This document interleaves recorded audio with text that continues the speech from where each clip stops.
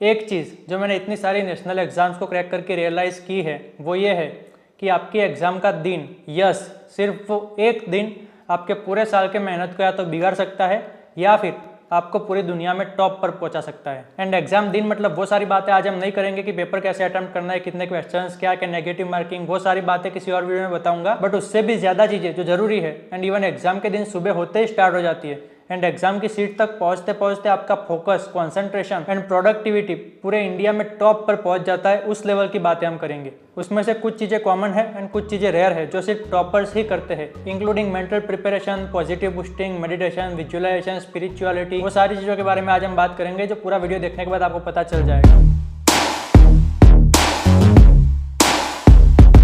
तो जैसे कि इसके पार्ट 1 में मैंने अपनी हॉरिबल एग्जाम की स्टोरी बताई थी, अगर नहीं देखा है आपने तो देख लेना, बहुत ही प्रैक्टिकल सेशन है वो। उसमें मेरी गर्लफ्रेंड ने मुझे ऐसी ऐसी ट्रिक्स बताई थी जो मैंने एग्जाम डे पर अप्लाई की थी एंड इतना सारा खराब माइंड होने के बावजूद मैं एम्स में ऑल इंडिया में टॉप 100 में रैंक सिक्योर कर पाया था।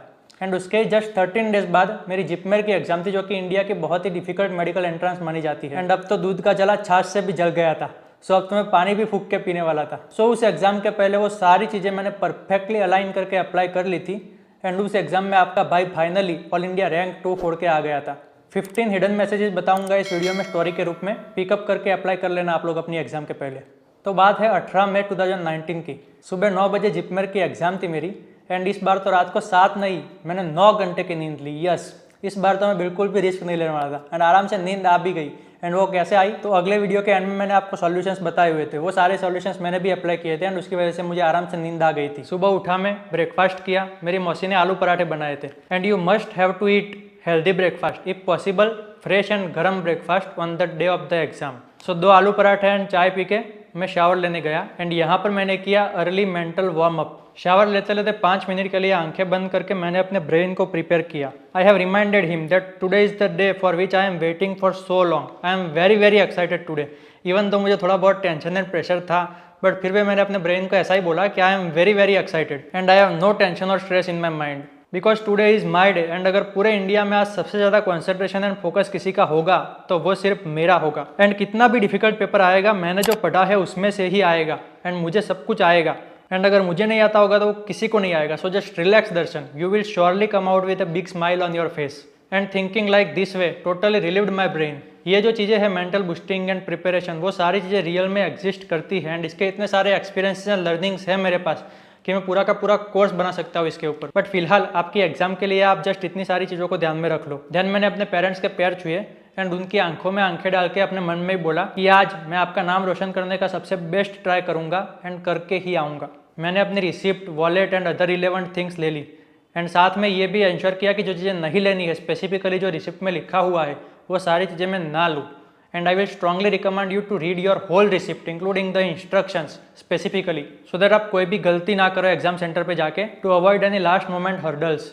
एंड यही सारी चीज़ें छोटी छोटी चीज़ें होती है जो हम यूजुअली मिस कर देते हैं एंड इसकी वजह से एग्जाम में स्ट्रेस आ जाता है। देन मैं एग्जाम टाइम के 1.5 घंटे पहले ही अपने घर से निकल गया and I will advise you to plan your living time as such that you can reach the exam centre at least 1 hour before the exam. मेरी एक जूनियर है यहाँ पे, उसका नीट का ड्रॉप ईयर था एंड उसने बहुत ही अच्छे से प्रिपरेशन कर लिया था, बट एग्जाम के दिन सुबह जाते टाइम पे जल्दबाजी में उसका छोटा सा एक्सीडेंट हो गया and she totally missed the exam even after 1 full year of hard work and struggles. And फिर तीसरी बार उसने ट्राई किया and then she got selected. So 3 attempt हो गए उसके और उसमें एक अटेम्प्ट बिल्कुल ही खामखा चला गया एंड 1 साल पूरा उसका वेस्ट हो गया just because of the very small mistake on the exam day. So don't ride vehicles by your self. अपने बड़े भाई बहन या पेरेंट्स को लेकर जाओ, उनको व्हीकल चलाने दो and leave on the time so that you can avoid any hurry on the roads. Exam centre पर पहुंच के मैं दूर एक कॉर्नर में बाइक खड़ी करके बैठ गया। मेरा भाई मेरे लिए एक डेयरी मिल्क चॉकलेट लाया हुआ था। लाइफ में फर्स्ट टाइम मैंने 30 रुपये वाली डेयरी मिल्क चॉकलेट खाई थी उस दिन। But yes, eat a very high glucose containing chocolate just before entering the exam so that your glucose level will be on the peak throughout the exam।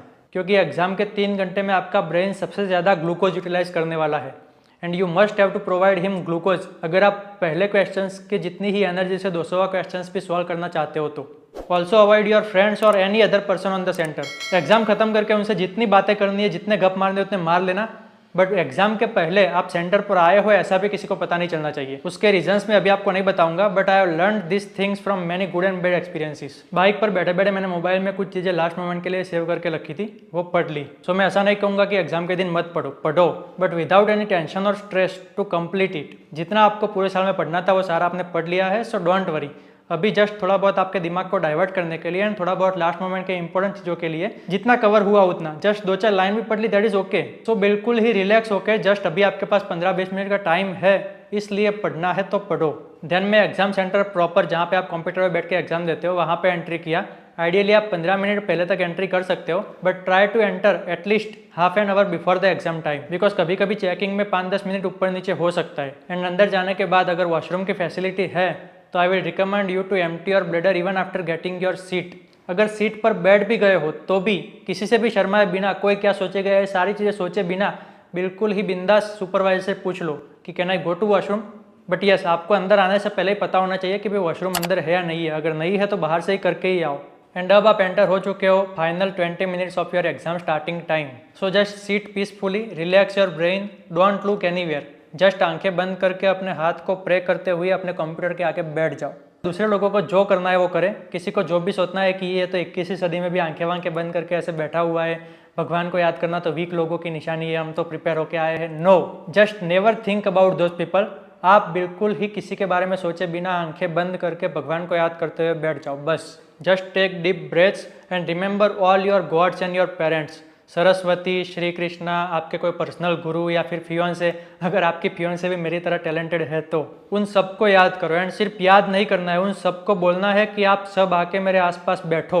ये 3 घंटे आप दुनिया में कुछ भी हो जाए ऊपर नीचे, यहाँ से कहीं भी नहीं जाओगे, मेरे पास ही बैठे रहोगे। एंड मुझे जहाँ पर भी दिक्कत आएगी या कन्फ्यूजन आएगा, मैं सिर्फ आपकी तरफ देखूंगा एंड मेरे दिमाग में आप बिजली की तरह सॉल्यूशन रख दोगे, बस दैट्स इट। मुझे आपके ऊपर ट्रस्ट है एंड मुझे पक्का पता है कि आप मुझे सारे डिफिकल्ट सिचुएशंस में से बाहर निकालोगे। एंड ये वीक लोग नहीं, सिर्फ स्ट्रांग लोग ही करते हैं। ध्यान आंखें बंद करके ही आपके जो एंटीसिपेटेड 3 आवर्स है एग्जाम के, उसको विजुलाइज करना स्टार्ट करो। मेरा पेपर स्टार्ट हो रहा है and I am very excited about it. मुझे पक्का पता है कि मैंने जो पढ़ा है उसमें से पेपर आएगा एंड मुझे सब कुछ आएगा। एंड अगर मुझे नहीं आएगा तो किसी को भी नहीं आएगा पूरे इंडिया में, दैट्स इट। स्टार्टिंग से ही मैं स्पीड विद एक्यूरेसी के साथ पेपर को सॉल्व कर रहा हूँ। एक एक क्वेश्चन, एक एक वर्ड, एक एक ऑप्शन को मैं बिल्कुल ही कॉन्सेंट्रेटेड माइंड के साथ पढ़ रहा हूँ। मेरा माइंड कोई भी सिली मिस्टेक्स नहीं कर रहा है and I have the highest accuracy that anybody can have.